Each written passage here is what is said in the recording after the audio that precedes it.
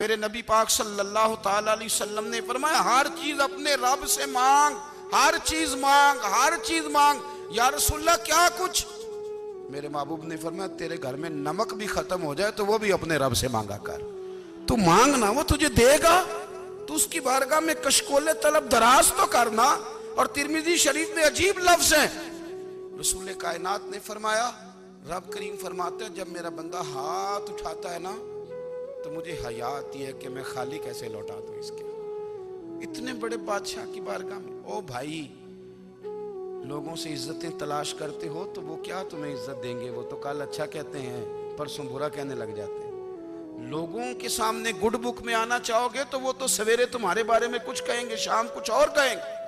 اپنی روحانی زندگی آباد کریں، اپنے مسلح کو وقت دیں، اور دنیا سے چھپ کر اس موبائل کو بند کر کے اور اپنے آپ سے بھی چھپ کے اور تنہا ہو کے چھپا کے سارا کچھ اپنے آنسو اپنے رب کی بارگاہ میں پیش کریں، اس کے حضور حاضری دیں۔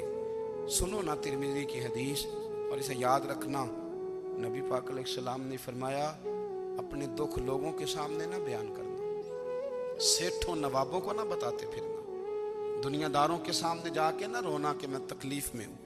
فرمایا اگر دنیا داروں کو دکھ بتاؤ گے رب تمہیں کبھی غنی نہیں کرے گا۔ اور لوگ ہیں کہ الٹا مذاق اڑائیں گے۔ آپ کی جس سے بڑی پکی یاری ہے نا، پکی، وہ تب تک پکی ہے جب تک آپ نے 50,000 مانگا نہیں، اور جس وقت آپ نے کہہ دیا کہ میں مجبور ہوں میری مدد کر تو پھر ختم ہو گئی دوستی۔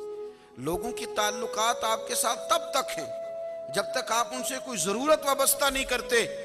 کریم محبوب فرمانے لگے بندوں کے سامنے دکھ نہ بیان کرنا، اللہ تجھے کبھی غنی نہیں کرے گا۔ تو اپنے دکھ اپنے رب کو بتا، تو دعائیں مانگ، تو اس کی بارگاہ میں حاضر ہو، تو اس کے حضور عرض کر۔ فرمایا اپنے دکھ اپنے رب کو بتا، وہ جلدی کرے یا دیر سے کرے تجھے ساری دنیا سے بے نیاز کر دے گا، تجھے کسی کا محتاج نہیں رہنے دے گا۔